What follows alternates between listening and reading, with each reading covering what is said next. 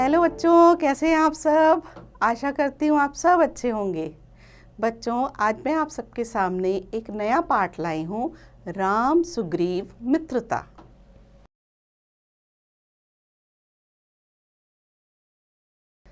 सुग्रीव ने देखा कि दो धनुर्धर वीर ऋष्यमुख पर्वत की ओर चले आ रहे हैं। उन्हें देख उसको शंका हुई कि कहीं बाली ने तो उन्हें नहीं भेजा। बाली सुग्रीव का बड़ा भाई था और उससे शत्रुता रखता था। बाली के भय से ही सुग्रीव इस पर्वत पर रहता था। मतंग ऋषि के शाप के कारण बाली ऋषिमुख पर्वत पर नहीं आता था। सुग्रीव को हनुमान की बुद्धि और बल पर विश्वास था, इसीलिए उसने हनुमान से उन दोनों धनुर्धरी युवकों का पता लगाने के लिए कहा। हनुमान वेश बदलकर उनके पास गए। हनुमान ने बड़ी शिष्टता के साथ उन दोनों को प्रणाम किया और फिर श्री राम से पूछा, आप इस वन में क्यों घूम रहे हैं? नर वेश में आप कोई देवता हैं या कहीं के राजकुमार? अगर राजकुमार हैं तो मुनियों का सा वेश क्यों बना रखा है? इसके बाद वे अपना परिचय देते हुए बोले, मैं पवन पुत्र हनुमान हूँ और किष्किंधा के राजा बाली के छोटे भाई सुग्रीव का सेवक हूँ। सुग्रीव बड़े धर्मात्मा और बुद्धिमान हैं, उन्होंने ही मुझे यहाँ भेजा है।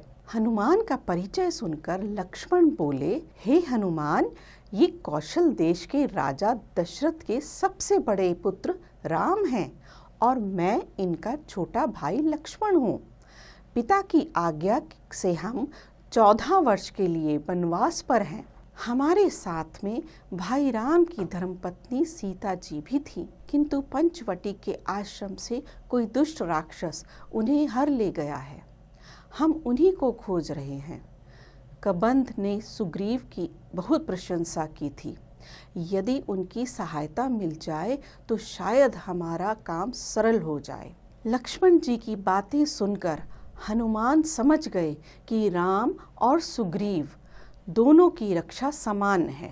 दोनों को एक दूसरे की मदद चाहिए, इसीलिए दोनों की मित्रता हो सकती है।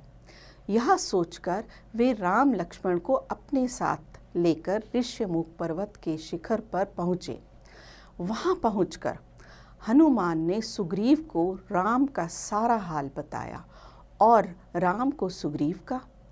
फिर अग्नि को साक्षी करके दोनों की मित्रता कराई। राम को सुग्रीव ने सीता जी की खोज कराने का आश्वासन दिया और फिर सीता जी के गहनों की पोटली लाकर उन्हें दिखाई। राम ने आभूषणों को तुरंत पहचान लिया और उन्हें देखकर वे शोक सागर में डूब गए। तब सुग्रीव ने उन्हें धीरज बंधाया और कहा, मैं हर प्रकार से आपकी सहायता करूंगा। सीता जी अवश्य ही मिलेंगी। अब सुग्रीव ने राम से अपना हाल बताते हुए कहा, किष्किंधा का राजा महाबलवान बाली मेरा बड़ा भाई है। उसने मुझे राज्य से निकाल दिया है। वह मेरी स्त्री छीन ली है और मेरा वध करने की वह बराबर चेष्टा कर रहा है। हनुमान, नल और नील मेरे सच्चे साथी हैं।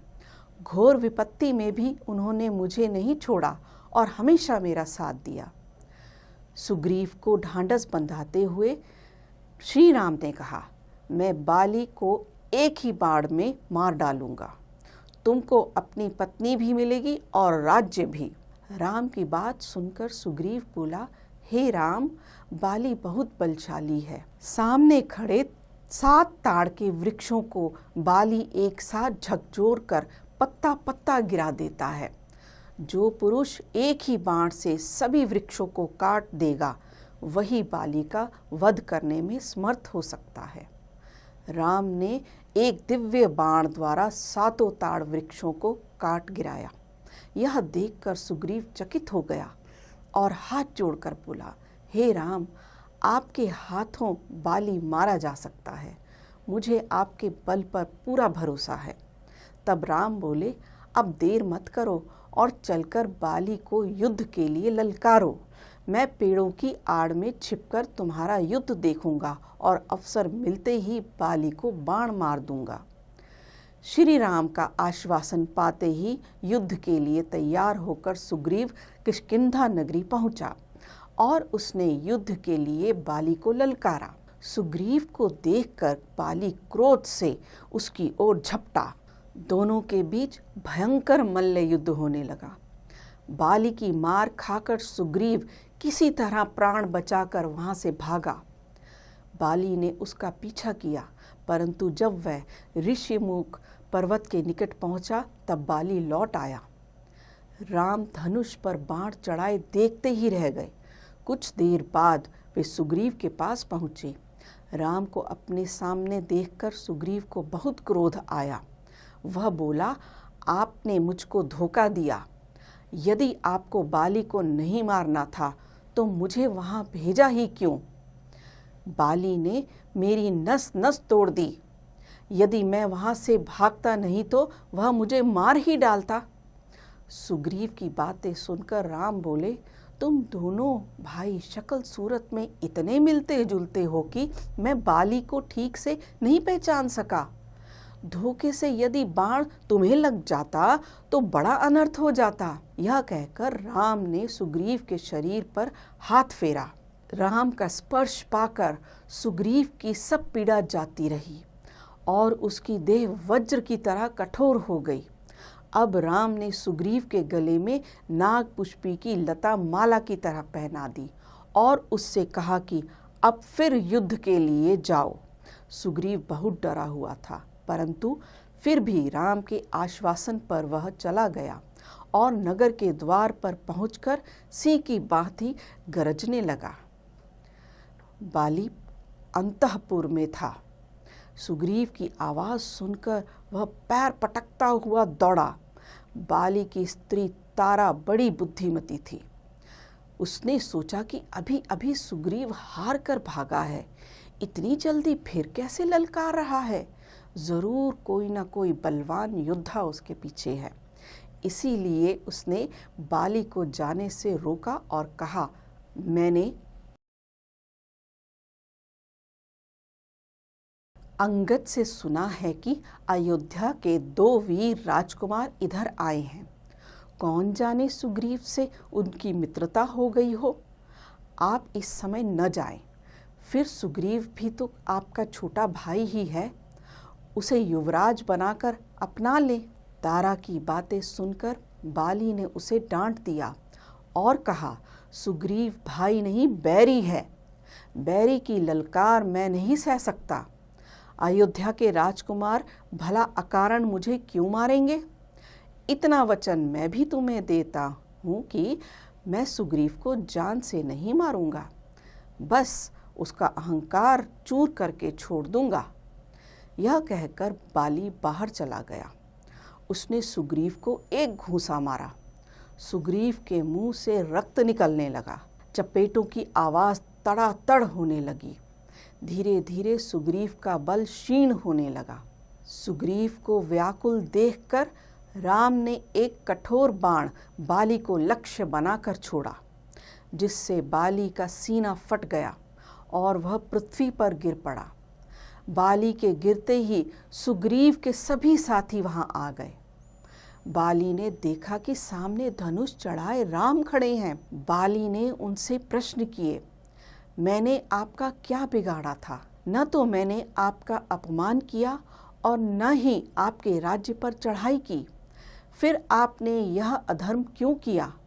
अगर लड़ना ही था तो सामने आकर लड़ते। बाली पीड़ा से बेचैन था, इसलिए ज्यादा बोल नहीं सका। राम बोले, मेरा काम धर्म के अनुसार है।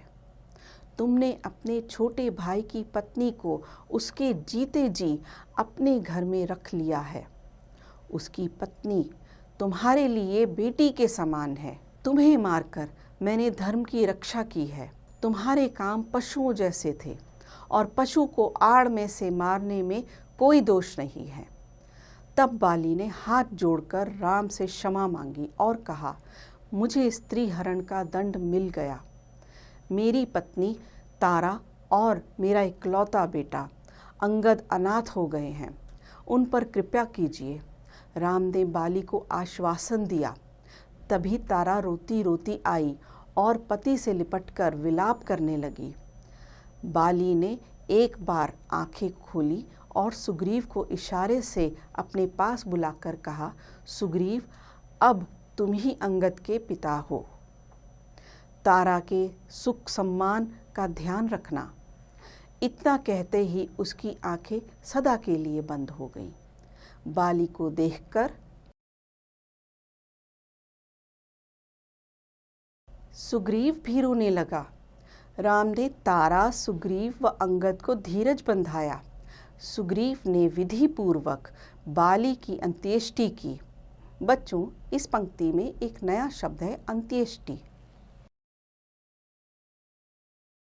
अंत्येष्टि यानी फ्यूनरल। जब किसी की मृत्यु हो जाती है तो उसके दाह संस्कार की विधि विधान को अंत्येष्टि कहते हैं। राम ने सुग्रीव से कहा, वानर राज, अब नगर में जाकर अपना राज तिलक करवाओ और अंगद को अपना युवराज बनाओ। वर्षा ऋतु आ गई है। अब मैं प्रवसनर पर्वत पर रहूंगा। वर्षा समाप्त होते ही सीता की खोज में लग जाओ। सुग्रीव बोला, जैसी आपकी आज्ञा वैसा ही होगा। मैं प्रतिज्ञा करता हूँ कि वर्षा ऋतु समाप्त होते ही वानर सीता जी की खोज में निकल जाएंगे। वर्षा ऋतु बीत गई, परंतु सुग्रीव राम के पास नहीं आया। तब उन्होंने लक्ष्मण को उसके पास भेजा। किष्किंधा पहुंचकर लक्ष्मण ने धनुष की टंकार की तो सुग्रीव भयभीत हो गया। सुग्रीव को अपनी गलती का एहसास हुआ। उसने हनुमान को बुलाकर कहा, दूत भेजकर शीघ्र ही सब वानरों को बुलवाओ। 10 दिन के भीतर न आने वाले को दंड दिया जाएगा। इसके बाद सुग्रीव लक्ष्मण के साथ राम से मिलने पहुंचा। सुग्रीव ने राम के चरणों में गिरकर अपनी भूल की क्षमा मांगी। राम ने बड़े स्नेह से उसे गले लगा लिया। तभी वानरों की टोलियां वहां आ पहुंची। सुग्रीव ने वानरों को 4 भागों में बांट दिया तथा प्रत्येक दल को अलग अलग दिशा में जाने का आदेश दिया और कहा, वीरों, जैसे भी हो सीता माता का पता 1 महीने में लग जाना चाहिए। फिर उसने नल, नील, हनुमान और अंगद को दक्षिण दिशा की ओर भेजा। जो दल दक्षिण में गया था उसने सीता जी का पता लगा लिया। हनुमान ने सीता जी का संदेश राम को सुनाया और उनकी चूड़ामणि भी उन्हें दे दी। राम ने सुग्रीव से कहा, मित्र, अब देर न करें और अपनी सेना को रण यात्रा की आज्ञा दें। अपने मित्र राम के लिए सुग्रीव ने रावण जैसे महाबली शत्रु के विरुद्ध अपनी सेना को युद्ध में उतारा। समुद्र के ऊपर सेतु का निर्माण कराया और समुद्र पार करके अपनी वानर सेना सहित लंका पर आक्रमण कर दिया। श्री राम अपने मित्र सुग्रीव पर पूरा विश्वास करते थे। लंका युद्ध में राम की विजय हुई। उन्होंने अपनी विजय का पूरा श्रेय अपने मित्र सुग्रीव को दिया। वे सुग्रीव को अयोध्या ले गए। वहां उन्होंने अयोध्या वासियों से उसका परिचय कराया और आदर सम्मान के साथ उसका आतिथ्य किया। बच्चों, यहाँ एक नया शब्द है, आतिथ्य।